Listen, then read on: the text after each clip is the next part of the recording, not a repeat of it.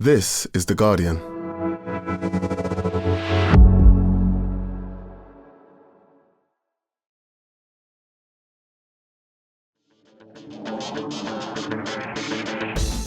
Hello and welcome to the Guardian Football Weekly end of season mailbag special. Philippe's here, so we can start with a little PSG before moving on to the broad brushstrokes, goal, game, moment of the season, if anyone can remember anything. Then there's the transfer stuff. Are Manchester United closing in on Mbomo after Cunha? Why does anyone want to go there? There's Aït-Nouri to City and Delap to Chelsea, while Palace might be thrown out of Europe before they're even there, and we're all still waiting for Daniel Levy to make up his mind on Ange. There's Club World Cup, and whether there'll ever be a break from football again, and some boring but important regulator stuff. Oldham and Chelsea join us in Pedant's Corner, and someone's asked the most difficult thing about hosting Football Weekly, which I'll answer at the end, by which time hopefully I've thought of something. This is the Guardian Football Weekly.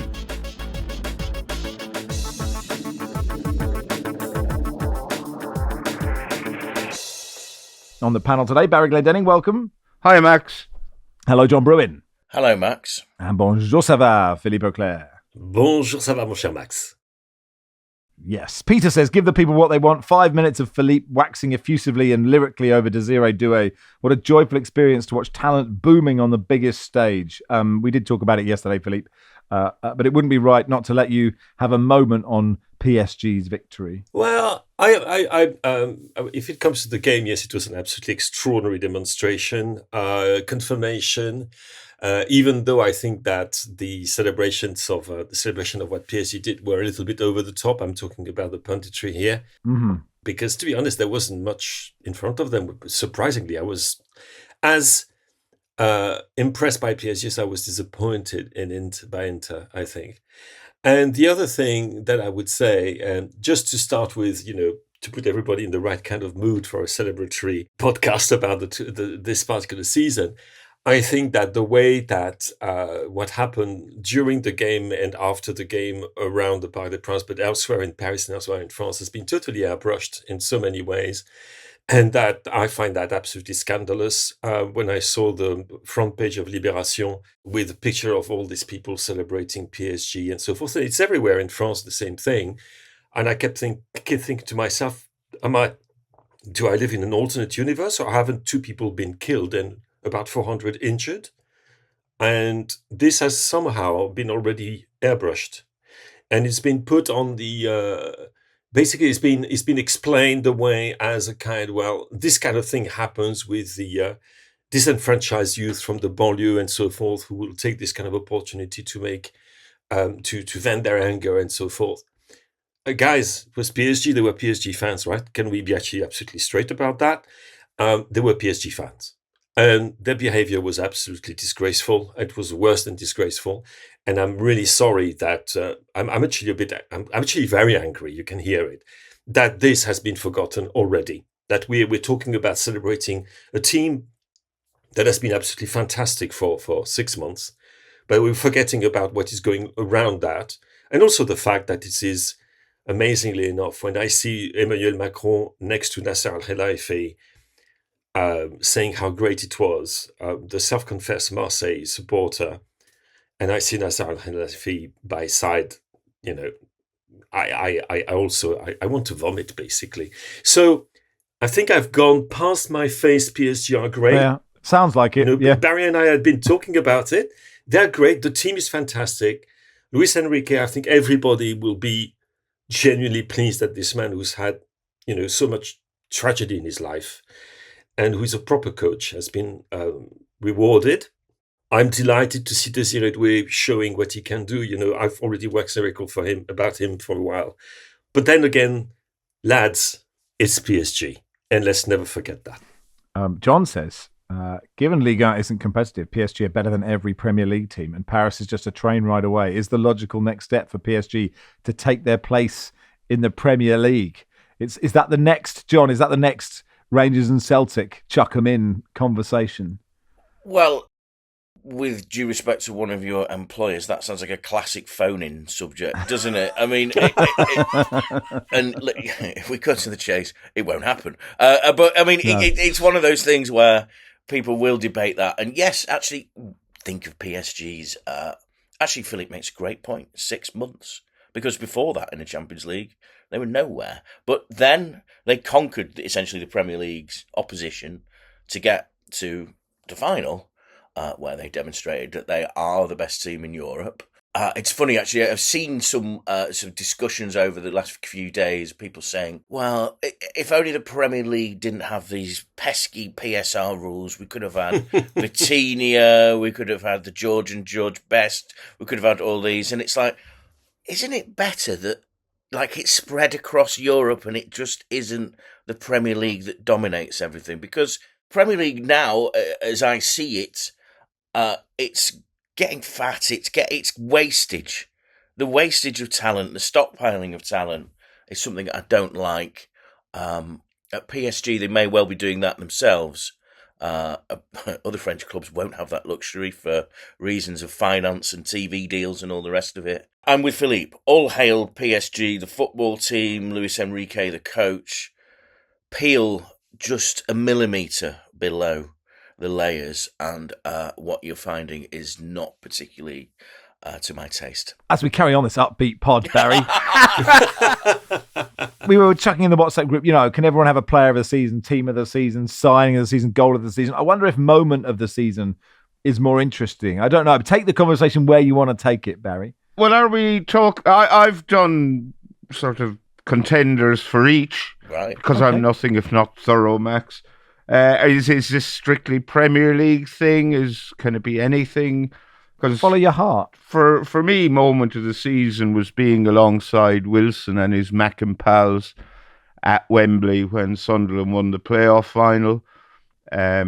Just the Sunderland support was incredible. The manner in which that added time winner managed to reduce Wilson and his mates to just shoulder-racking sobs of happiness. So that was undeniably the moment of the season for me, just to be part of that. It was a real privilege. And beyond that, I think the moment of the season for me was Iliman Ndiaye getting booked for impersonating a seagull after scoring a goal against Brighton. John? It's funny you asked this question, and when you actually said, can you actually remember the season? It's always that issue, isn't it? So I did watch, when Sky do that sort of montage of comedy moments of the season, and it featured the Ndiaye moment. But I suppose what one person we will miss after this season is the Jamie Vardy wind-up. He did a proper number on Spurs at a certain point, didn't he? And actually, my greater memories of this season are memories of hope at Ipswich in early season, the great atmosphere at Ipswich, all that time they spent out the Premier League. It was a great atmosphere down there. Later on in the season, maybe not such a great atmosphere. It's funny, Barry talks about Wilson and his pals sobbing with joy. Next season, maybe slightly different motions. Let's keep this upbeat. I know. And other stuff that I've enjoyed, as you know, I spent a lot of time at Bournemouth, and I think there was a point in the season, I think it was 11 games, they played the best football of anyone all season, I'd say. In that sort of pressing game, when they just had 12 fit players. Yeah, with their injured players suspended in the box like David Blaine. In that box, yeah. And I suppose that the legend of that started with a beating of Manchester City, which led to the sort of your classic Pep puffing out his cheeks and, wow, guys, just unable to deal with that. And actually, Pep himself has been very entertaining this season. We've seen a different side of him, a side of him that he's had to deal with, and he's not actually the worst loser. This is the thing, isn't it? I mean, we have seen there's a sportsman in there, which is good to see. It's been one of those seasons, a game of the season, perhaps game of this century so far would be, of course, those Champions League. But it's 2 games, isn't it? Inter Barcelona, just incredible. Philippe, can you pick a moment or 2 or 3? First of all, I want to go back to the predictions of the Guardian sports team for what would happen in the Premier League. Yeah, okay. Okay. And the gem in there is the teams which were supposed to finish fourth and fifth Ah. were Tottenham Hotspur and Manchester United. Yes. Yeah. That's great. Anyway, yes, I mean, I realized I went through, I tried to rack my memory, and most of the moments, apart from those already mentioned, involve Manchester City in one way or another, but generally when they're beaten. So there was the Lewis Skelly celebration in the 5-1 victory in February, the Erling Haaland yoga pose. There was one of the very best league phase Champions League games, which was the evisceration of Manchester City by Sporting Lisbon, whose manager at the time, I believe, was Ruben Amorim. Yeah. Yes, it was. I mean, with this hat-trick by Victor Gyökeres, that was fantastic. But if you look at the most unlikely moment of the season, and actually quite something, I think it's got to be Scott McTominay's overhead kick giving Napoli the Serie A title. I don't think that can be beaten, honestly, Max. Fair. I mean, I have got the Van der Ven goal line clearance. When you watch it in super slow-mo, it's quite ludicrous. And actually, that moment when Casemiro's overhead kick hits the side netting, and then the fans know that they've won the Europa League, a bit like when, and we haven't mentioned Palace yet, when I think it's Jeremy Doku put one wide, and even though the game is still going, there's this amazing sort of fleeting moment for fans where the final whistle hasn't blown, but you've won. Like it's so rare that you can be like confident as a fan going, well, this is done. You've got a goal kick and it's like 2 minutes past injury time. And I just think that moment, and actually for both of them, I was like welling up. For the Palace one, and I had no real dog in the fight, but so delighted for Palace. And just from a classic Cambridge United perspective was, the first game of the season, I think it kicked off midnight over here. And 5 minutes in, Louis Barry for Stockport kicks it from about 45 yards. We've got this brand new keeper we're excited about. And then he's just flailing around with the ball in his net. And you were just like, it's going to be one of those seasons, is it? And then we didn't win. We didn't get win for 1 point in the first 9. Since you've done your due diligence, Barry, go on then. Give us your. Did you do a whole team? I don't know if I want a whole team of a team of players or just a team. Or who are you going to go for?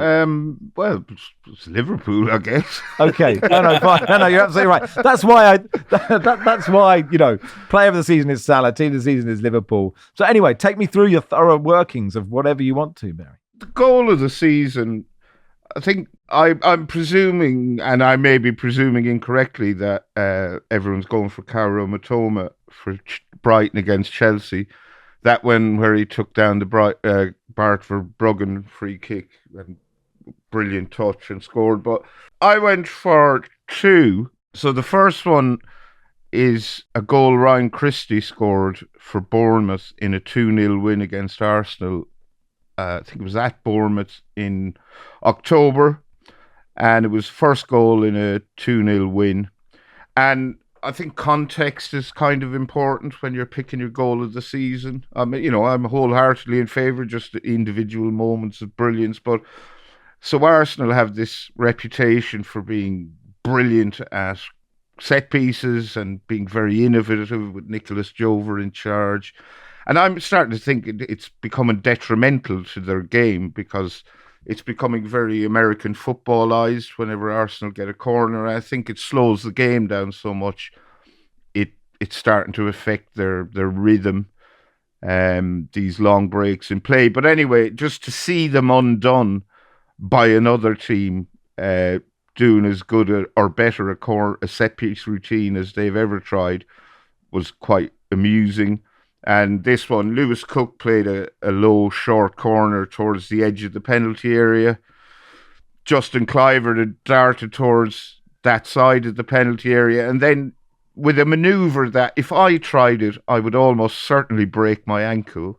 But Justin is younger and fitter and more skillful than I am. Other opinions are available, but they are categorically not available. But yes, carry on. He flicked the ball into the path of Ryan Christie, who just from the edge of the area ran onto this perfectly placed pass and buried the ball into the top corner. So I really enjoyed that one. And then there was one, Carlos Baliba scored for Brighton against West Ham. It was the winner in a 3-2 win. Brighton were 2-1 down against West Ham going into the final minute. Kaoru Mitoma equalised on 89 minutes. Then with what was ostensibly the last kick of the game, Baliba picks up the ball in midfield, advances, sort of looks up, surveys his options, sees he doesn't really have any, so then curls this wonderful shot. And it's one of those shots, a kind of a Roberto Carlos, except it's not a free kick. It looked like it was going to curl wide of the far post, but he put enough curl on it to get it inside the post. And Yeah, it was lovely. The keeper, don't know which West Ham keeper it was, in the traditional style, whoever it was, didn't move. And I thought that was a wonderful goal as well. Anyone else want to take the goal of the season? Couple, perhaps, very quickly. That Declan Rice's second free kick against Real Madrid. Oh, yeah. That was a bit... I mean, they're both so good. They're both so good. But the second one is because it's important. You don't score two free kicks like that. You're after right. the other. You don't. And I think also because it's a goal that symbolizes a season, symbolizes the contribution of various players to that season, symbolizes the way this team plays, and it was a super important goal. That's Eberechi Chiesa in the FA Cup final. And it was a lovely goal as well. It was a proper team goal, and everything about it is absolutely right. And I think that's, very often we finish the season and we wonder, that game, was that January? March, November, was it last year, 3 years ago? And this one, I think, there's no doubt we'll never confuse that with anything. That's a historical goal for Palace, and an absolute beauty as well. Yeah, and the Declan Rice one is the second one. It's amazing. I just think everybody, I don't know, I just burst out laughing because you're just like, you can't have done that. The first one is so good because the first one, is inside of the foot, but it is Roberto Carlos. That is so far wide. How has he done that?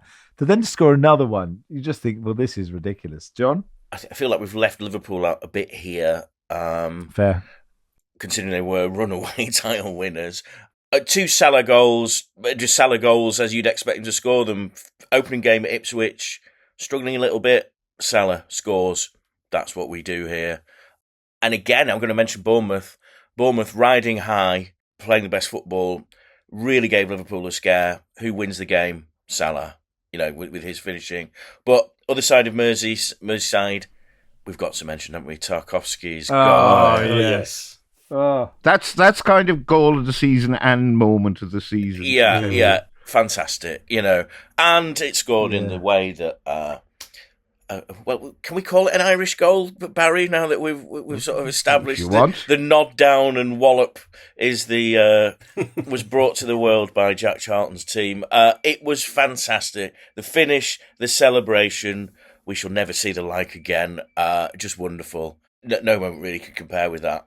And actually, there probably was one. A Serbi. Of course, in the Inter game, Serbi, a 37-year-old defender that scored about 4 goals in his entire career, finishes like Alan Shearer. It was unbelievable. Yeah, totally right. Yeah, so been some great goals this season, actually. Candid says favourite Football Weekly episode of the season, in case you can remember any of them. I think they're good, Barry, but I couldn't tell you one. I couldn't tell you one moment from the season. I can't tell you a moment since the Witch's Curse, if we're being really honest. But look, thanks for the question. We'll rack 'em up. It's not for us. That's for Football Weekly, or whatever the podcast is called, where they just review our podcast. That's for them to do on their podcast. Anyway, that'll do for part 1. Part 2, we'll do some transfer stuff.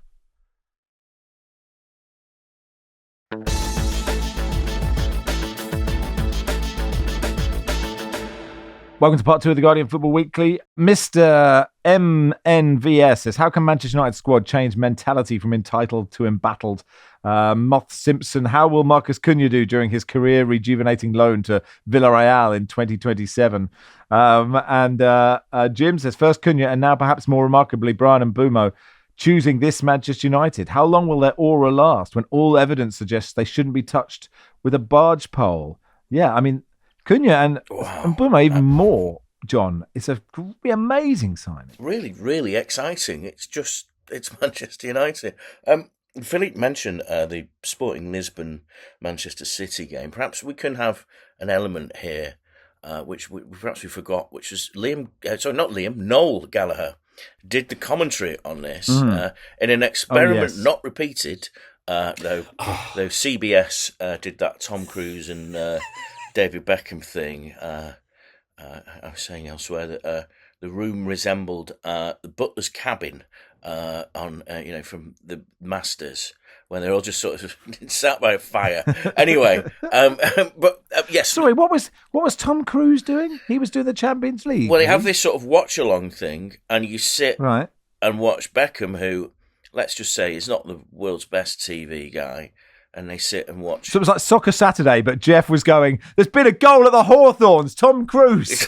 Well, it's just them sort of I don't know how much Tom Cruise knows about football. I mean, I didn't, very little. I didn't illegally stream it or anything like that. I've seen a couple of clips and it doesn't look like amazing. It's got anyway. So maybe Noel could commentate on Ruben Amorim's games at Manchester United and things could get better. That could be. As for Mbeumo, I mean, another team I've seen an awful lot of over the last 3 or 4 years is Brentford, and this guy has got better and better and better. And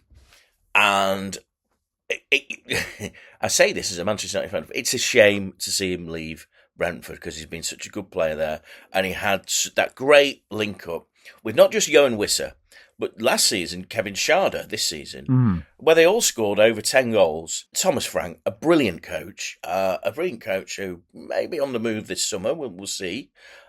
Which would be also a great shame because you associate him with Brentford's rise and what a good team, what a likeable team they are. And Mbeumo could fit that Manchester United system, that sort of 3-4-3 perfectly, because he comes off the wing, he's a great finisher, superb penalty taker. And Cunha, we've discussed before, I know, can be brilliant, can be absolutely brilliant, but can be absolutely awful too. So that suits the Manchester United model. And as for the pull of Manchester United, well, yeah, funny enough, because we had this last week when Liam Delap was supposed to go to Manchester United, they would trigger the clause, he would go there. Chelsea, making the Champions League, changed that. Yet still, Manchester United have that pull. How long it can go on when, if you were an agent or the father or mother of a player and looked at what happened to various players of the standard of Henrik Mkhitaryan, Bastian Schweinsteiger, Paul Pogba, that have gone to Manchester United and almost the career has gone to, well, shit, you would worry. But presumably there is a pull there and there is a belief that Manchester United can turn it around. Not many people share that belief, but we'll have to see. But those look like two good signings if a club was sensible. But can we say that Manchester United is sensible? What's extraordinary about Manchester United, just to bounce off what you was just saying, John, here, is that it seems they've become completely impervious to anything that happens on the pitch. Yeah. I was reading this piece by Forbes, which was listing, you saw that? Listing Manchester United the second most valuable club in the world. And you thought, hello? In the world? That's crazy. That's a club that's going nowhere. That's a club who's just missed out on 100 million quid by not qualifying for the Champions League. That's a club which has got huge financial problems and which is going absolutely nowhere in terms of its sporting structure, and has probably the worst owners in world football. I mean, perhaps not morally, but certainly in terms of what they're doing. It's crazy. And they're still considered to be the second most valuable brand. But for how long? How long can it go on? I mean, that's the thing. I'm like you. I think Brand Bomo, my goodness, what a catch. What a catch. Yeah. Absolutely fantastic. And we've forgotten, we talk about Schade. And before that, there was Ivan Toney, who's been banging them in the Saudi league, which nobody gives anything about. In the England squad, though. Well, there you go. I mean, you look at the numbers, he's got better numbers than Cristiano Ronaldo, but who cares about Cristiano Ronaldo? Well, Gianni Infantino does, but that's a different conversation to be had. So, yeah, it's a mystery, this thing that it's like this Manchester United remains this incredible magnet, exerts this magnetic force on things which just get caught in the orbit and then suddenly shroop, like iron filings, even though there is nothing much there. In the middle of the magnet, there is at the moment absolutely nothing. But there you go. Iron filings. You're taking me back to my physics lessons in about 1988 there. That's incredible. Bring out the Van der Graaf generator next. You make Come your hair on. stand up on end, yeah. That's Exactly. Man City confident signing Granit Nori from Wolves, thought to be around 50 million. Seems like quite a sensible signing. Ait Nori is one of the most free-spirited players I've seen in the Premier League. Like, as Gary O'Neill's fall came last season, I was at a couple of Wolves games, and one of the reasons was that Ait Nori, I think, might have even scored in these games, but at the same time left the entire left flank completely vacant because he would go off on some safari or other. Gary O'Neill would be doing his nut, going like, he'd actually say, how can you do this when you don't have a left defender and all that type of thing? And Pep thinks he can change him. That's interesting. We haven't really talked about Delap to Chelsea. They do need a number 9. He's a very good one, Barry. Yeah, I think Newcastle were after him, but if he went to Newcastle, he'd be very much second in the pecking order. He's elected not to go to United, presumably on the grounds that A, they're a basket case, and B, he wouldn't be playing in the Champions League. I think if he goes to Chelsea, he goes straight into the first team, and if he plays as well as we know he can, he stays in the first team until such time as he gets his 5th yellow card or gets injured. I think he's a terrific player. I do remember, and the lads on Not the Top 20 pod saying, I think it was the season before last, I think he was on loan at Hull, and I do remember, I always listen to their pre-season, rundown of Championship, League 1, League 2. It's very, very helpful and informative. And they were concerned at the time that if he didn't make an impression at Hull, he was in danger of disappearing off the collective radar. So I'm not saying they made some terrible mistake, but at the time, and I get he's only a kid, but at the time they were already concerned, well, he's he needs to start making more of an impression. And he clearly has done that. He scored, 12 goals in a very poor Ipswich team. And I'm looking forward to see how he gets on next season. Because based on what the lads were saying on Not the Top 20, there could be a minor concern that last season was a flash in the pan, but I don't think so, because he's quick, he's strong, he's got some shot on him. I just heard someone on the radio, actually, just before we started recording, someone on TalkSport who used to train him underage with England, saying one of the problems they had with him was that he wanted to burst the net with every shot he took, and they had to kind of coach that out of him a bit. Just, you don't always need to welly the ball as hard as you can. And I think he took that on board. But I do like seeing him try to burst the net off. What a shame. It's very, hot shot Hamish from Roy of the Rovers. Wasn't Jimmy Floyd Hasselbank in the England setup for a bit? It would be quite ironic if he'd told Liam Delap to stop wellying the ball. Philippe, Crystal Palace are holding talks today about their participation in the Europa League. John Textor owns stake in them. Also the owner of Lyon, who qualified for the Europa League from Ligue 1. And an individual's not allowed to have a significant stake in the running of 2 clubs competing in the same UEFA competition. I mean, every part of me thinks they'll just find a way of making it work. But am I wrong? Yeah, I think there's absolutely no doubt about that. There have already been a few examples of UEFA being quite imaginative and actually suggesting various clubs and various owners how they could possibly do a few things which will mean they will be within the regulations. One thing which really surprised me, that absolutely nobody, when Nottingham Forest were still in the top 5, nobody was mentioning the fact that their owner, Evangelos Marinakis, is also the owner of Olympiacos, who are the reigning Greek champion and have qualified for the Champions League, obviously. So there was a serious problem there. Probably because he just is so understated and under the radar. No one would have. And because there's a trick that can be played. One is to transfer ownership of your shares to another company or a trust. Now, to be absolutely honest, the transfer to a trust is absolute, complete, utter bollocks and just a way to go around the system. It's utter bollocks. It should be prohibited. Unfortunately, it is not. And there's an example of that, John. It's Ratcliffe with Lausanne had the ownership of his share of Lausanne transferred to a trust, which meant that suddenly, if Manchester United and Lausanne found themselves in the same European competition, there wouldn't be a problem. Well, Marinakis transferred his Forest shares to a trust towards the end of the season.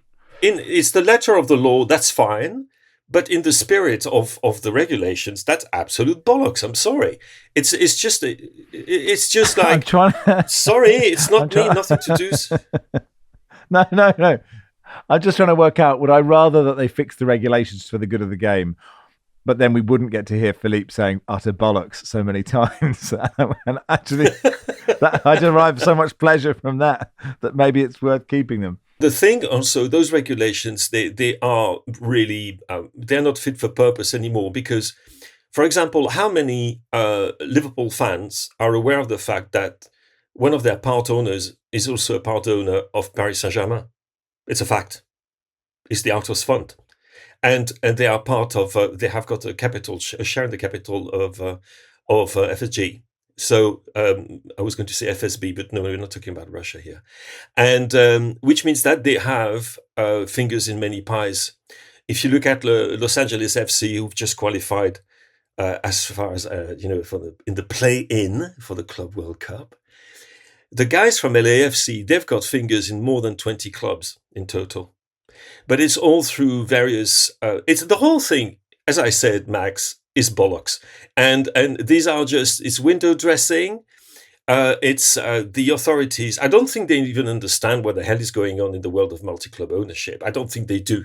But I suspect fans don't really care that much. Ooh, well, I think that we should care because if you have got people who are able to control, which is already the case, if you've got clubs which control so many others, I mean, what does it say about fair competition? I mean, yeah, sure. It's crazy. So we should care, about it. I mean, I know my club Arsenal, they've started making noises about MCO and perhaps purchasing part of another club. I can tell you one thing: I'm certainly going to make bloody sure that they know what we fans feel about that, and I wish more fans were doing it. And in Germany, Max, I was going to say this type of thing will be totally frowned on amongst the fans because we've seen all their protests against 50+1 going against that stuff.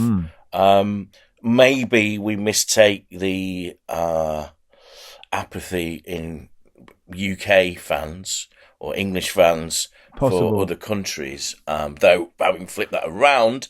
Yeah. When the Super League came, it was the English fans that were the visible, vocal ones against it, whereas the Spanish and Italians were those shrugging.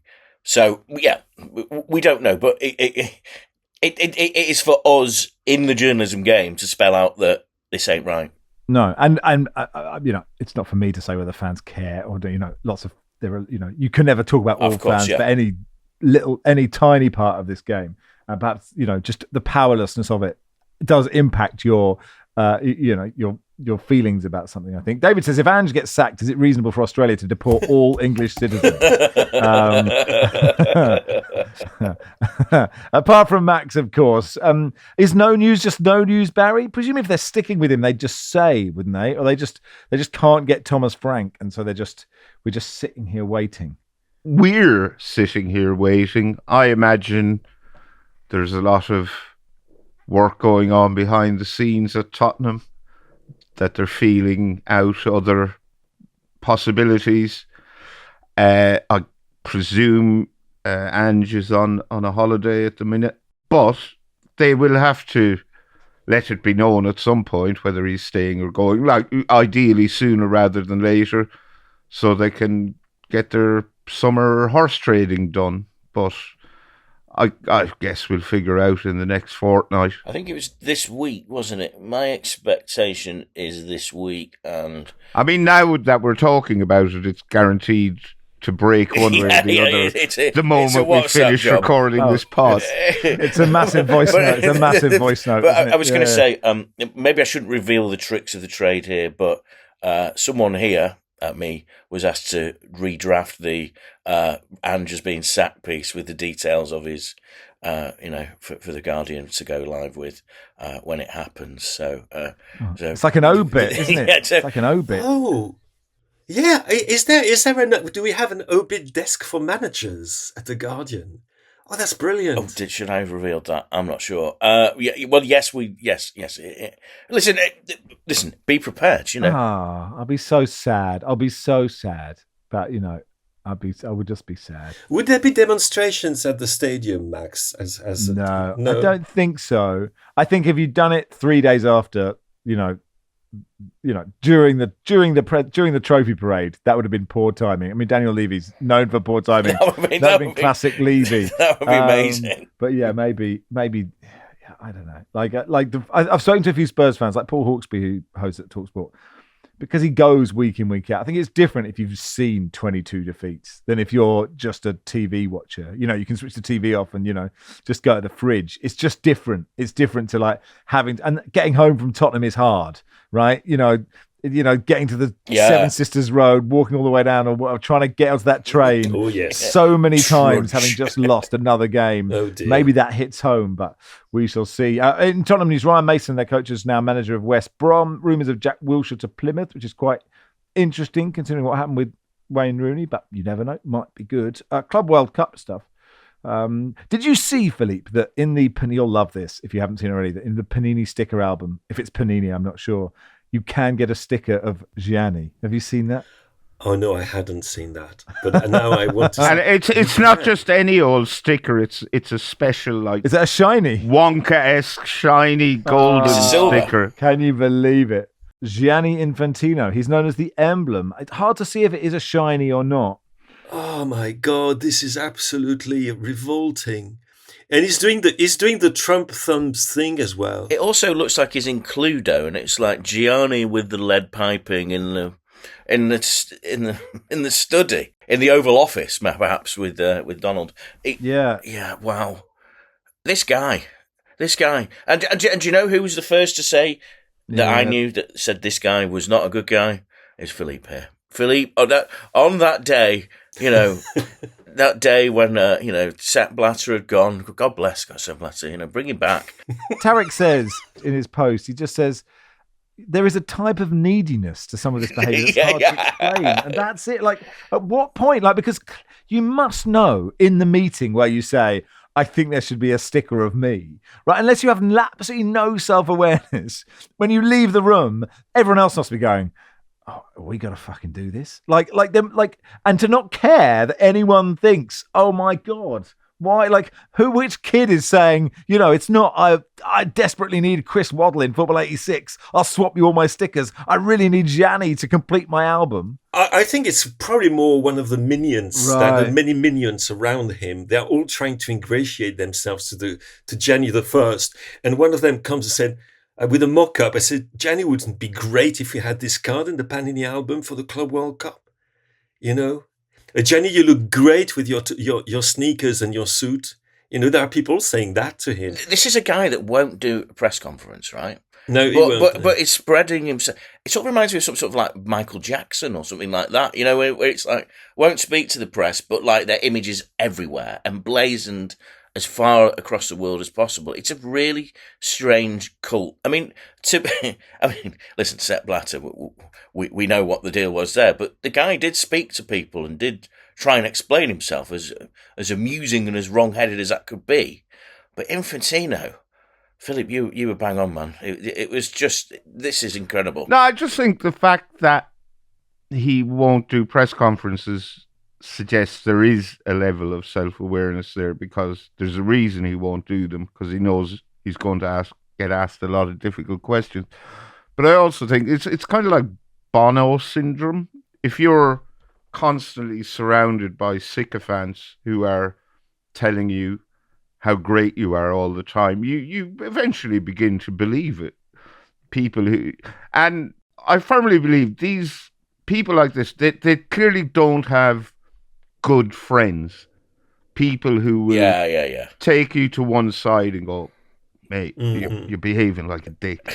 You're really acting like an asshole. You need to rein it in a bit. Because if one of your good friends tells you that, you believe them and you have a think about it and go, oh, yeah, you're right.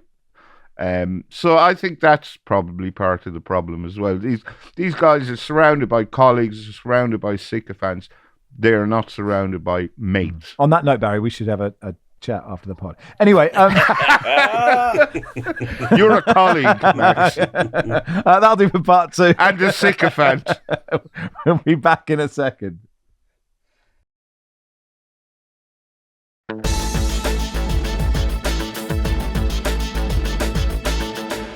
Welcome to part 3 of the Guardian Football Weekly. Christian says, when do we get a break from football? I could do with a palate cleanser before going again.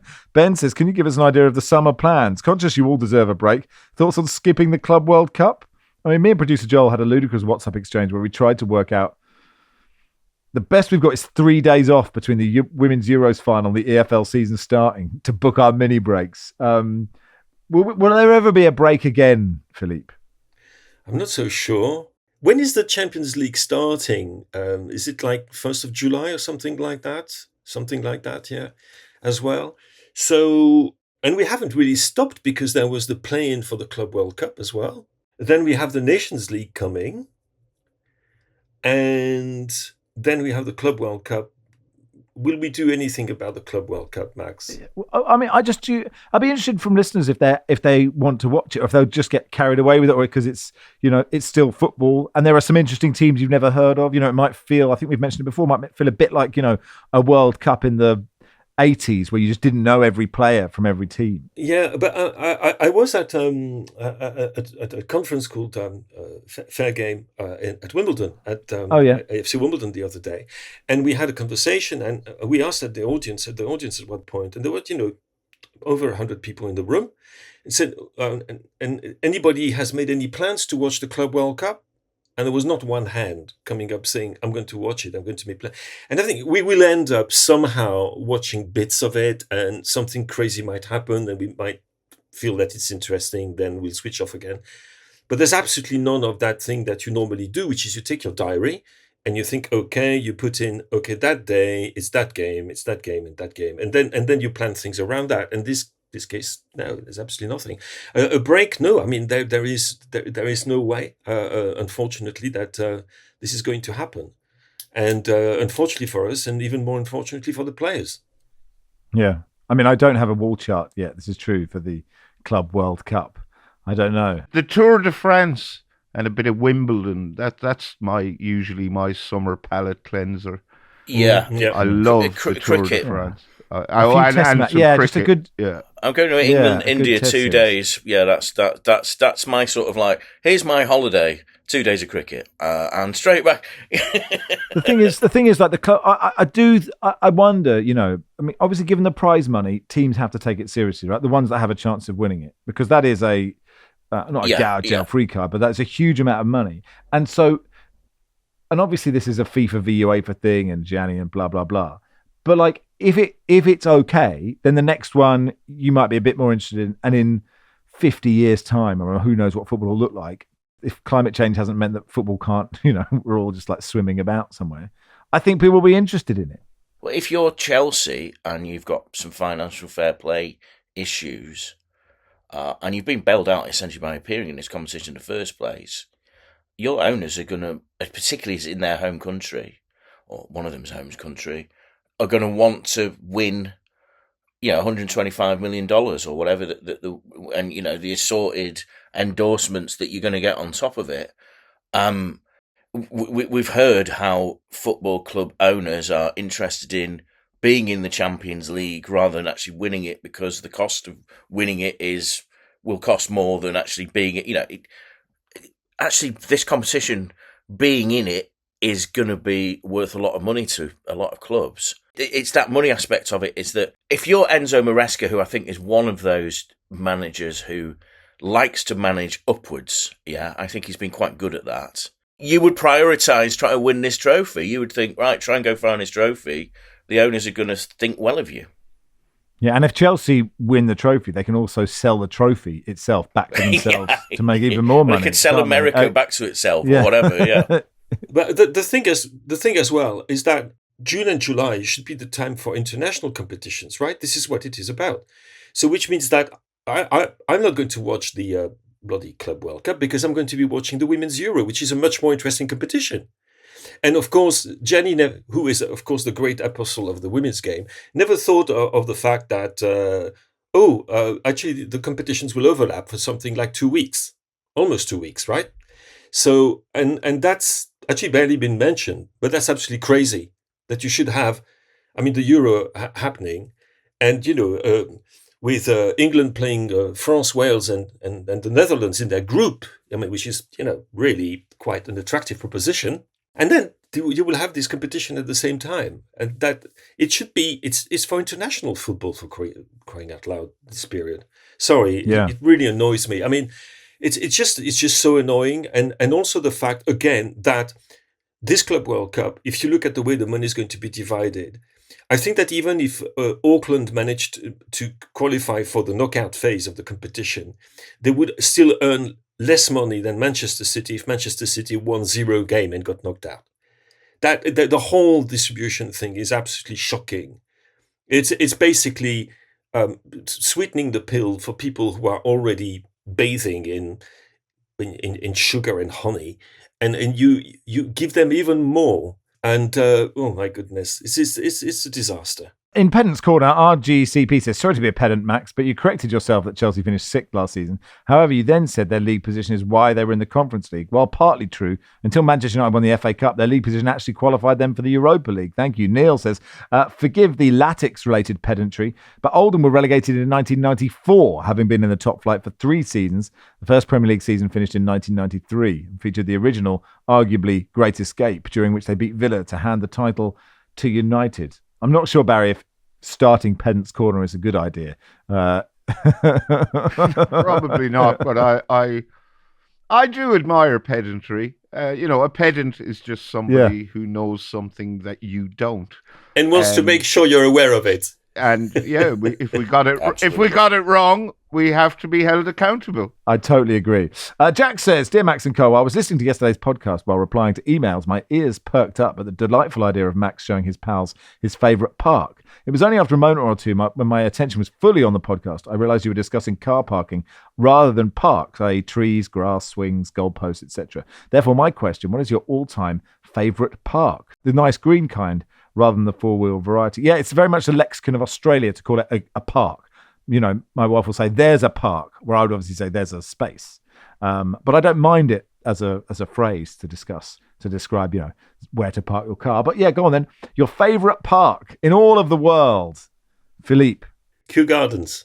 It's a great shout. He started strong there, hasn't he? I'm East London, so Victoria Park, historic. If I'm going back to my hometown, also Victoria Park, which overlooks, but it's no longer there, the flats where Ian Curtis grew up as a young boy. So there you go. So, yeah. Barry? Camcor Park in Birr, Phoenix Park in Dublin, and lovely. Clapham Common in South London. Okay. I mean, I would go... Parker's Piece is not necessarily a park in Cambridge. It's a just square expanse of grass, but I don't think you'd call it a park. But it is where the first ever rules of football were put up back in the 18-somethings. But it's where I learned to play football and ride a bike, and it's a great bit of Cambridge. I do like London Fields. Also near me, Max, Yeah, also near you, of course. I love Victoria Park as well. Yeah. Probably Edinburgh Gardens, if I was going to give Melbourne's Inner North a shout. Anyway, yeah. And the Tiergarten in Munich is something else, actually. That is. I think it might be the biggest park in Europe. I'm not sure about that. It's an incredible place. Philip says, tell the guy who talks about Football League ground car parks, i.e. Ben Fisher, that he's no longer made the dullest contribution ever to a podcast. That was my parallel parking. And John from Albuquerque says, what is the hardest part about hosting the pod we never hear about? The key here is I need Barry to suggest that this is incredibly taxing affair so that, the bosses... I think I know what the most difficult aspect of presenting the pod for you is. Tell me. And that is trying to get Sid Lowe to respond to your WhatsApp messages. He's pretty good, Sid, I would say. But, occasionally, he's... Otherwise, I think it's fairly cushy gig. Yeah. Mainly because of the super high caliber of guest who make your life so easy. And producer. Yeah, well, I must say. Who let's face it, we don't praise Joel, No. producer Joel, for a reason. Yeah. We don't want him getting notions Absolutely. above his incredibly lowly station. But I think he does do a very good job. I'd agree completely, yes. He does a reasonable job under very easy circumstances because, some presenters are terrible to work with, but he has found someone whose feet are on the ground, despite being surrounded by sycophants. I think if there was a Football Weekly album, it would... I'll tell you, Gianni Infantino would not last long on this podcast if he was a regular. He'd soon be told. There would be no Infantino sticker in the Football Weekly Panini album. I think you're right. Anyway, look, that'll do for today. We're back on Thursday because it's an international break. Brilliant. That's what we all want. And we'll look ahead to England training in tents ahead of their game against Andorra. And we'll try and find someone that's furious that Jared Bowen isn't in the squad or something. But, at least we now have our summer holiday. Well, Jared Bowen is presumably on his honeymoon because he got married at the Is he? weekend. Yes. Many congratulations, Jared. Sorry, that passed me by. I hope you had a wonderful time. And that'll do for today. Thanks, everybody. Thanks, Barry. Thank you. Thanks, John. Thanks for having me. Merci beaucoup, Philippe Auclair. De rien, mon cher Maxime. De rien. Au revoir. Football Weekly is produced. I was going to try this in French, but I would struggle. Football Weekly est producé à Joel Grove et notre producer executive est Daniel Stevens. That'll do.